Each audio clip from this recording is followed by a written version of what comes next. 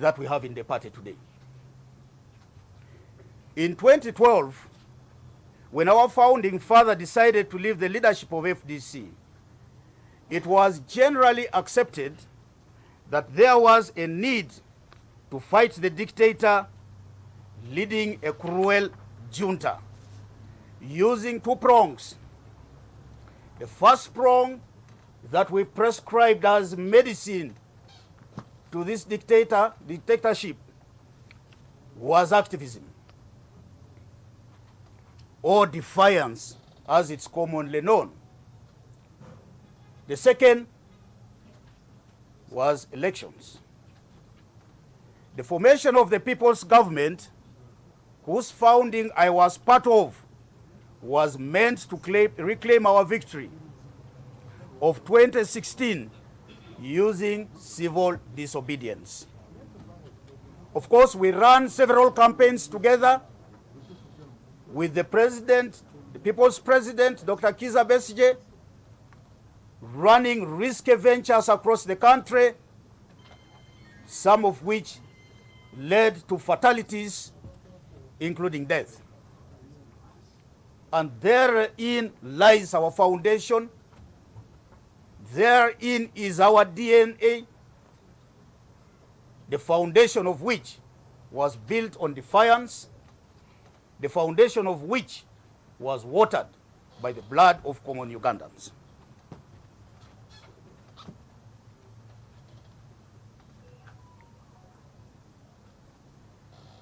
After a number of years of close working together, today there is a contestation whether elections are useful in ousting the Museveni dictatorship. With People's Government declaring war on elections through transition now, no elections campaign. This approach conflicts with Article 12 of the FDC Constitution, which commands members to register and vote and to canvass for votes.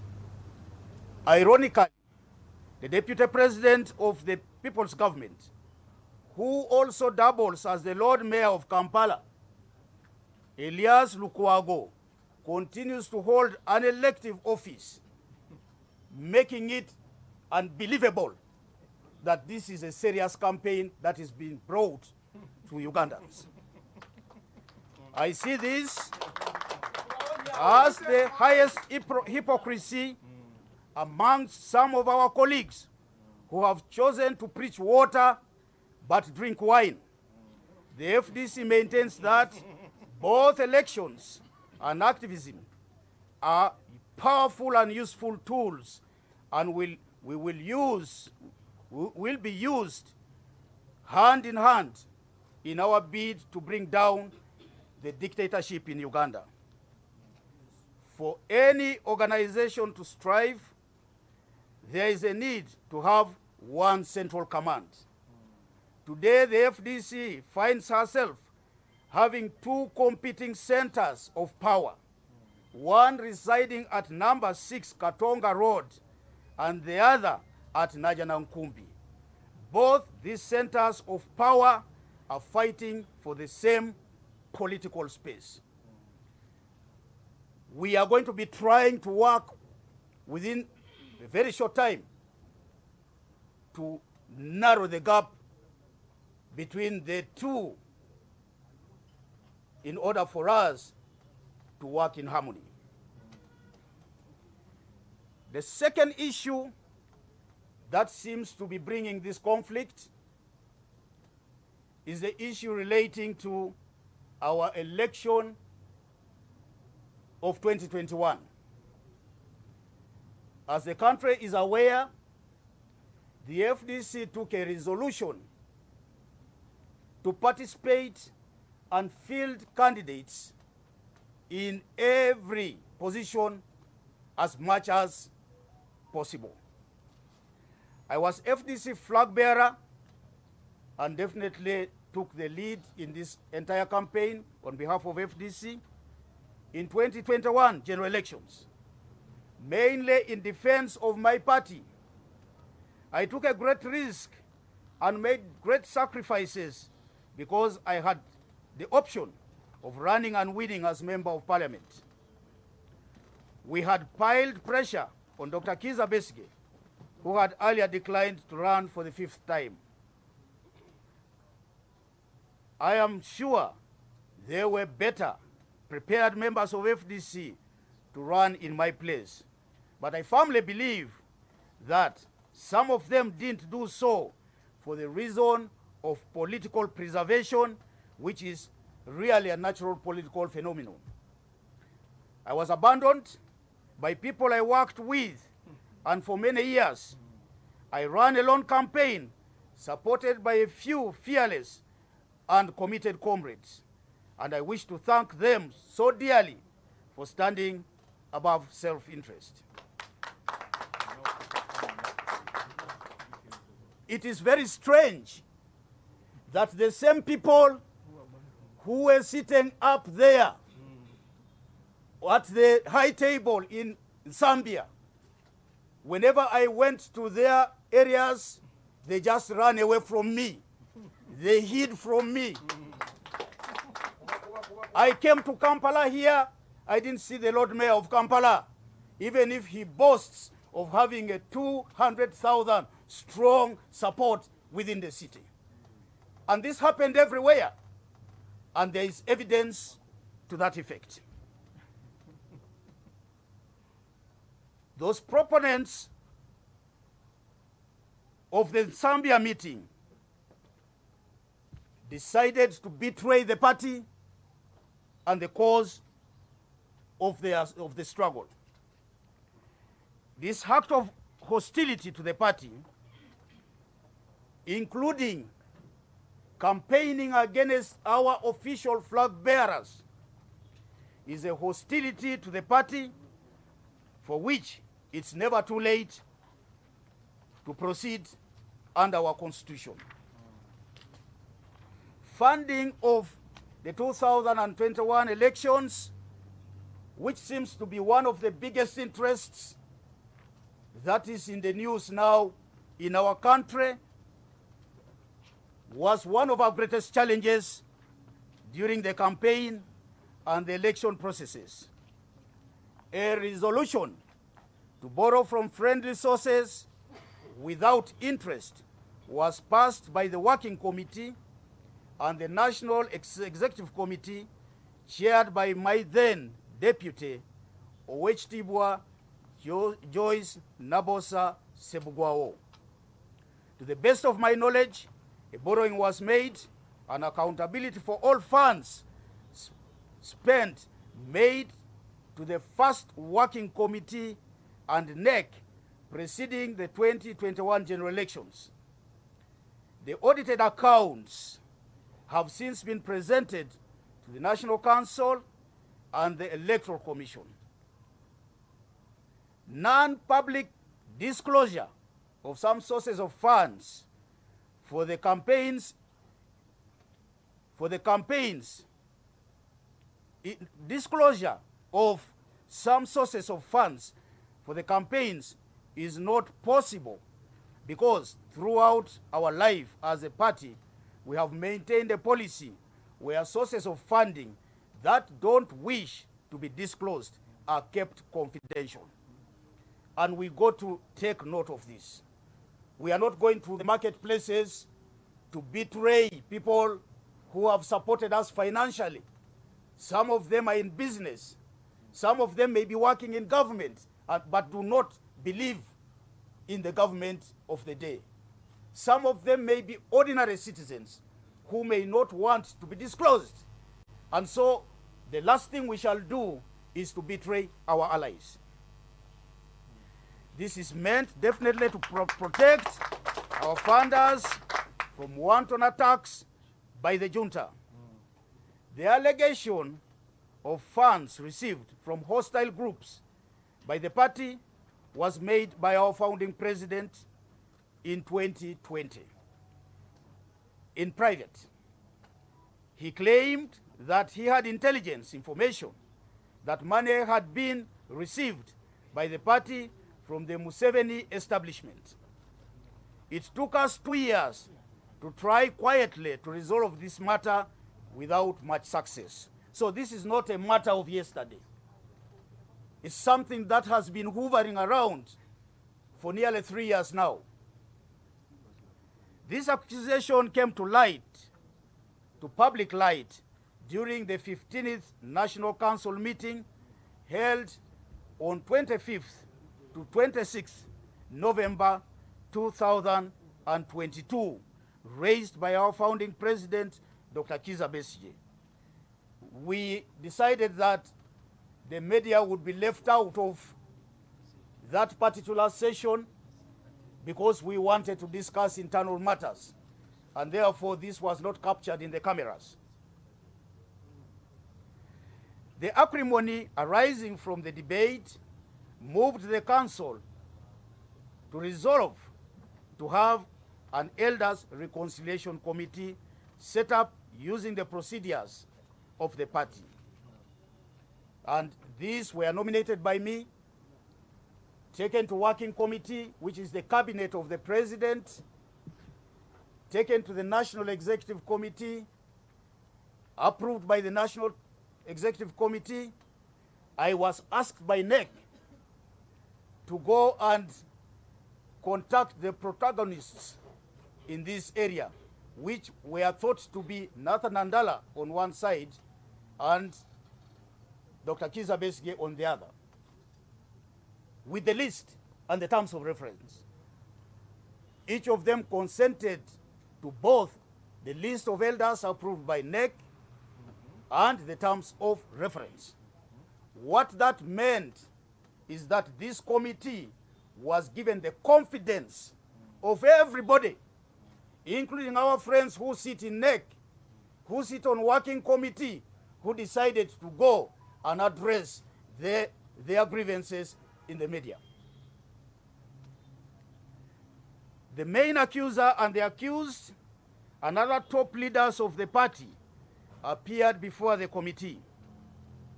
It was my expectation that well-meaning members of the party would wait for the elders committee report. What happened in Zambia is a case of blackmail, dishonesty, coupled with fear for internal elections. The meeting held in Zambia once again raised the same accusations with just a few days to the 16th National Council meeting that shall be held next week on Friday, the 28th July 2023. Our accusers offer no new evidence of fault conducted. And so, for me, really, we have been accused not once or twice. We are subject of endless attacks on allegations being handled by the Elders Committee. The Zambia consultative meeting was one way meant to subvert the report of the Elders Reconciliation Committee, which is an act of sacrilege against the National Council and by default all the other organs of the party. I wish to state for the record, we have names built over time and families and friends that are hurting over these unending accusations. Also for the record, the party has never got money from Museveni's regime as we are accused. The only money that the party receives from government of Uganda through the National Electoral Commission is legal and has always been fully accounted for. We understand the tension within the party over the leadership positions in the impending internal elections and the interests at stake. It's only moral right to accuse somebody and substantiate the accusation to prove it. Alongside this accusation is a reckless statement by the Honorable Ibrahim Semuju, my younger brother, suggesting that the party is at the verge of being taken to Museveni by the Secretary General, just like leaders in the Democratic Party and the UPC did. Honorable Ssemujju has not been in the party long enough to have felt the amount of sacrifice most in the current leadership endured to found and sustain it, probably because he only joined it a few years ago. Even as a practicing journalist, he seemed not to take note of the rough journey the current leadership has taken to bring this party where it is now. He can be forgiven because he still has a lot to learn about our history. On internal elections as a conflict area, I would like to inform the country that next sitting on 12th May 2023 passed an election roadmap and guidelines. Later were approved. This set in motion an electoral process that will be run independently by our party electoral commission. NEC, sitting on 16th June 2023, debated a possible extension of actual elections, and upon approval of a motion moved by Virginia Mugenyi, the election roadmap was extended to allow time to resolve internal disputes. This extension of the roadmap is now being implemented, and our election in the villages will commence on 21st July 2023. I would like to make a clarion call for our accusers to participate in this election. We will not allow anybody to fight a democratic process, because it is upon this that we have one of the greatest leadership, democratic credentials ever in the politics of this country. A new accusation, unfortunately, by Honorable Ssemujju is that ISO is compiling, ISO has been recruited in compiling the FDC party register. As per the party constitution, Article 15, every party member shall register at their village, which is the party branch and the nucleus. Therefore, we need to understand that these registers were actually identified by the party, district party chairpersons and the leadership in the districts.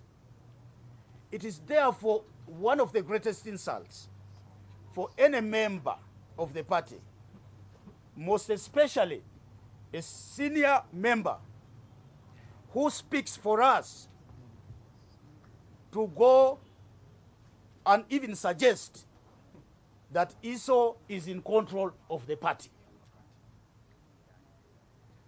All of us as the FDC are duty bound to protect the name of the party, and any allegations labeled against any party leader should be truthful and provable. The FDC party is implementing the roadmap to elect new leaders from the village up to the National Delegates Conference, who shall elect the new NEC in November 2023. These allegations that are intended to put to disrepute the leadership and the membership of the FDC are not going to be taken lightly. And as president of the FDC, I am going to move for disciplinary action to be taken against these errant colleagues of ours.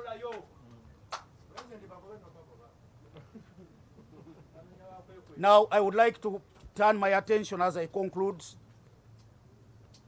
to the proponents of the attacks on the FDC.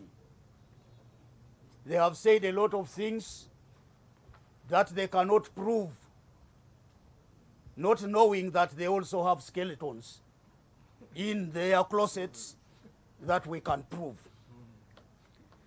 I take note of the threats by my deputy Elias Lukwago, who is mobilizing for violence during the forthcoming National Council. This is something new in the culture of the FDC that he wants to introduce here. I appeal to my comrades to learn the new culture to which he was ushered in about 2 years ago.